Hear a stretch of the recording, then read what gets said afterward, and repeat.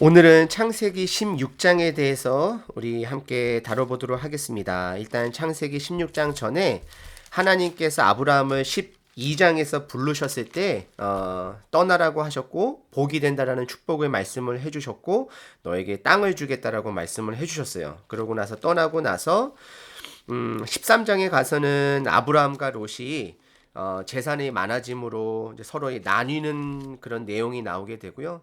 또 14장에서는 우리 아브라함이 믿음을 갖고 또 롯을 구하는 그러한 내용이 나오게 되고요. 15장에 가서는 하나님께서 아브라함에게 별들을 보여주시면서 다시 한번금 그 땅에 대한 약속 그리고 자손에 대한 약속을 이렇게 컨펌해 주시는 내용이 나옵니다. 그래서 16장에서는 이렇게 보시면 좋을 것 같아요. 하나님께서 두 가지 약속을 해주셨는데 땅에 대한 약속 그리고 또 한 가지는 자손에 대한 약속. 근데 땅에 대한 약속은 여러분들 15장에서 살펴보시면 하나님께서 기한을 정해 주셨어요. 너가 죽고 나서 400년. 그러니까 어떻게 보면 아브라함이 기한을 알아요. 자기가 살아있는 생전에는 그 약속의 땅을 받지 못한다는 걸 알지만 자식에 대해서만큼은 본인이 죽으면 본인의 자녀가 아니기 때문에 하나님께서 16장을 통해서 아브라함에게 하시고자 하는 말씀이 있기는 해요. 근데 우리가 그걸 좀 찾아봤으면 좋겠어요.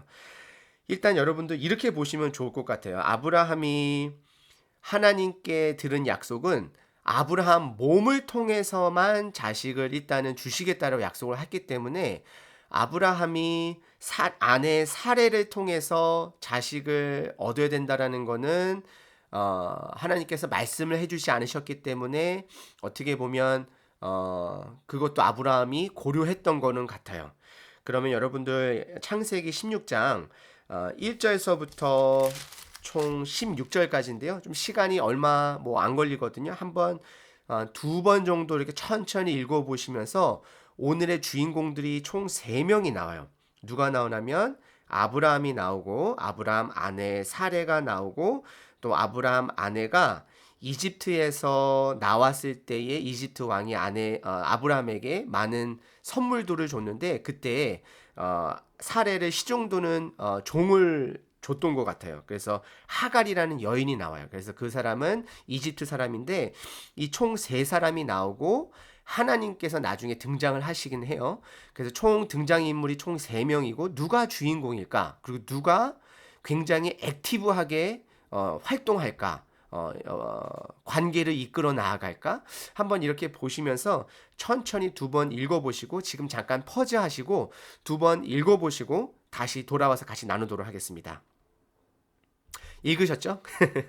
그럼 이제 저랑 이렇게 같이 말씀을 한번 쭉 보도록 하고요.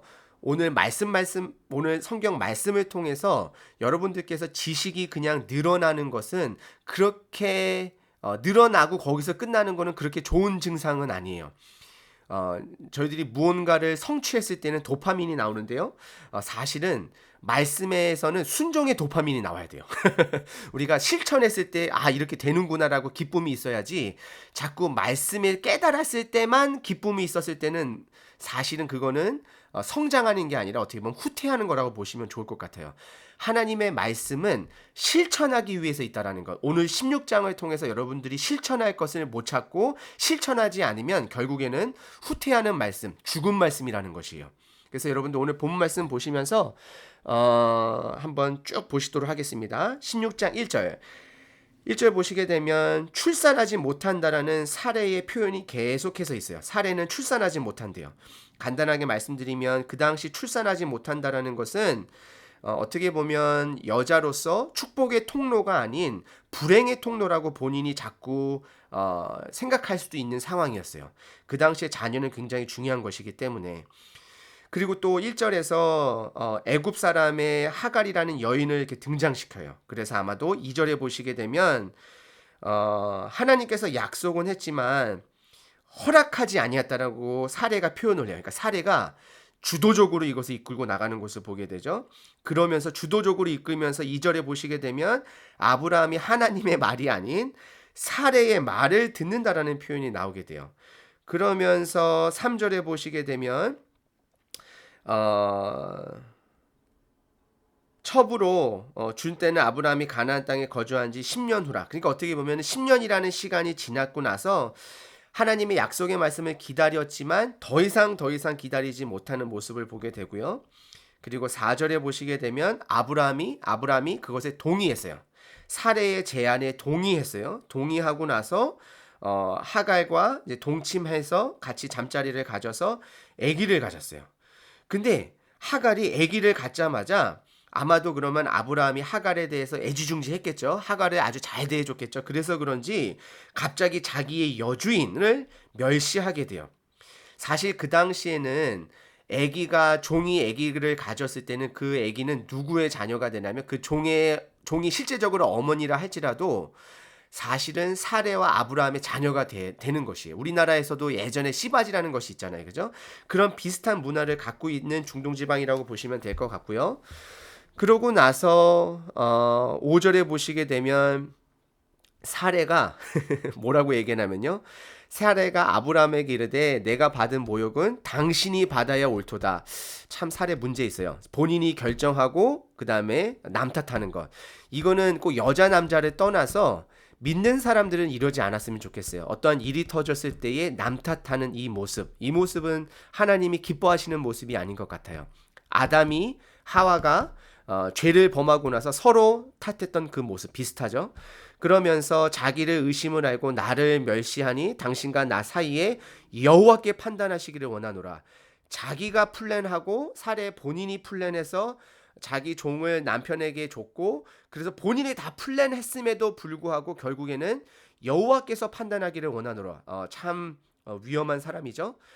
이런 사람들이 가끔은 사실은 제 모습 가운데도 있어요. 제가 실수해 놓고서 그 탓을 남에게 돌리고 억울함을 하나님 안에서 구하는 그러한 모습, 이러한 모습은 믿음의 사람들의 모습이 건강한 모습이 아닌 것 같아요. 실수는 할 수 있지만 이런 모습들은 자꾸 없어져야 되는 모습들입니다.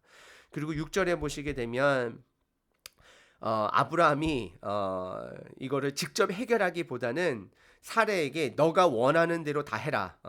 하갈을 네가 원하는 대로 다 해라. 나는 신경 안 쓰겠다라고 이야기를 해요. 그러니까 사레가 마음을 먹고 하갈을 학대했던 것 같아요. 그래서 저는 여기서 상상을 해봤어요.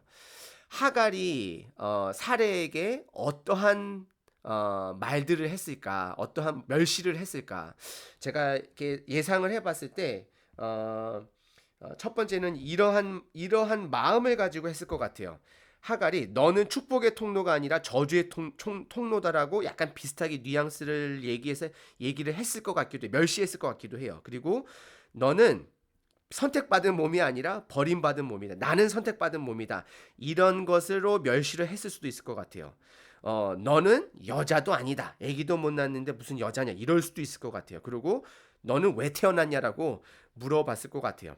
어떻게 보면은 이 하갈이 사레의 아픈 곳을 콕콕콕 찔렀을 것 같아요. 멸시했으면서. 근데 그 멸시를 묵상하고 품었던 그 사레가 드디어 하갈을 괴롭힐 수 있는 상황이 왔는데 어떻게 괴롭혔는지는 성경에 나오지는 않지만 오늘 본문 말씀에서는 학대라고 얘기했어요. 학대. 이 학대라는 단어는 어떻게 보면 이집트에서 이스라엘 백성들이 학대를 받았다는 단어라고 비슷하면 보시면 될 것 같아요.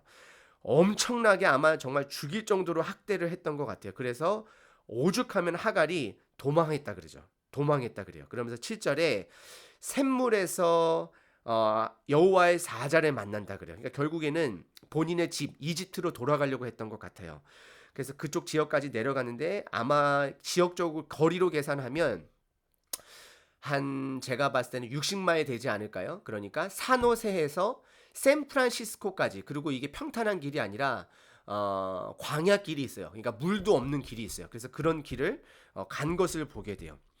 그래서 아무튼 거기서 있는데 10절에 보시게 되면 축복의 말씀을 먼저 전하게 돼요. 이 여호와의 사자가 너의 씨를, 너의 그 아기 가졌는데 너 그 아기를 통하여서 번성하게 될 것이고 셀 수 없이 많게 할 거라고 약속을 하게 되면서 그러면서 11절에 뭐라 그러냐면 너가 아들을 낳을 거다. 그 아들의 이름을 이스마엘이라고 하면서 11절에 이야기하면서 여호와께서 너의 고통을 들으셨다라고 이야기를 하세요. 그러면서 12절과 13절은 어떻게 보면 이제 약간 예언적인 말을 하게 되고 13절에 하갈이 그 이야기를 듣고 나서 하나님을 대해서 설명을 하게 돼. 하나님에 대해서 묵상을 하게 되면서 하나님은 나를 살피시는 하나님이라 그러면서 14절에 그 셈을 부엘라헤로 지게 돼요. 그래서 나를 돌아보시는 하나님이라고서 이렇게 이름을 짓게 돼요. 그러면서 이 천사가 그 아들에게 천사가 이 하갈에게 명령한 것이 하나 있는데요. 축복을 하기 이전에 명령한 것이 있는데 너는 여주인에게 돌아가서 9절에 나와 있습니다. 너는 여주인에게 돌아가서 그 사례에게 복종하라고 이야기를 해요. 결국에는 돌아가서 복종을 하라고 얘기를 해요. 그러면서 이 사례 하갈이 돌아와서 복종을 했던 것 같아요. 그래서 그런지 아기를 낳을 때까지 복종하는 모습, 순종하는 모습, 예전의 모습으로 있다 보니까 아마 하갈하고 사례가 더 다시 좋은 사이가 되었던 것 같아요. 그러면서 15절, 16절에서는 하갈이 아브라함에게 이스마엘을 낳았을 때에 아브라함이 86세였더라고 이야기를 하게 돼요. 오늘 본문 말씀은 배경은 이래요. 제가 여러분에게 던지는 질문은 이래요. 왜 꼭 아브라함과 사레를 통해서 나온 자식이어야지만이 하나님의 대를 이을 수 있는 자식일까? 왜 하갈의 자식은 왜 안 될까? 여러분들 진지하게 한번 이걸 생각해 보시면 좋을 것 같아요. 진지하게 생각해 보시면 좋을 것 같고요. 그리고 또 한 가지는 뭐냐면 하나님은 여기서 아브라함, 창세기의 주인공 아브라함, 사레에게 대화하지 않아요.